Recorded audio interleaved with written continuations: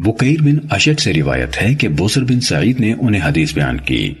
انہوں نے حضرت ابو سعید خدری رضی اللہ تعالیٰ عنہ سے سنا، کہہ رہے تھے ایک مجلس میں ہم حضرت ابی بن کعب رضی اللہ تعالیٰ عنہ کے پاس بیٹھے ہوئے تھے۔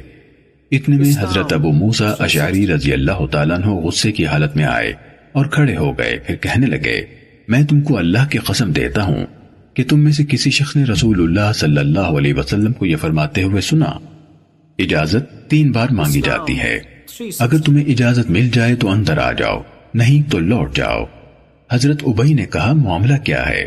انہوں نے کہا میں نے کل حضرت عمر رضی اللہ تعالیٰ عنہ کے پاس 3 بار اجازت مانگی، مجھے اجازت نہیں دی گئی تو میں لوٹ گیا، پھر میں آج ان کے پاس آیا تو ان کے پاس حاضر ہو گیا۔ میں نے انہیں بتایا کہ میں کل آیا تھا، 3 بار سلام کیا تھا، پھر چلا گیا تھا۔ کہنے لگے کہ ہم نے سن لیا تھا، اس وقت ہم کسی کام میں لگے ہوئے تھے، تم کیوں نہ اجازت مانگتے رہے یہاں تک کہ تمہیں اجازت مل جاتی؟ میں نے کہا میں نے اسی طرح اجازت مانگی جس طرح میں نے رسول اللہ صلی اللہ علیہ وسلم کو فرماتے ہوئے سنا تھا۔ کہنے لگے اللہ کی قسم میں تمہاری پشت اور پیٹھ پر کوڑے ماروں گا، پھر تم کوئی ایسا شخص لے آؤ جو تمہارے لیے اس پر گواہی دے۔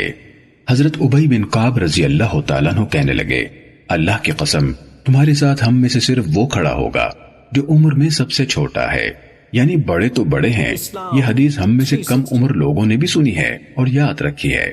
ابو سعید اٹھو، انہوں نے کہا تو میں اٹھا، حضرت عمر رضی اللہ تعالیٰ عنہ کے پاس آیا اور کہا میں نے رسول اللہ صلی اللہ علیہ وسلم کو اس طرح فرماتے ہوئے سنا تھا۔ صحیح مسلم حدیث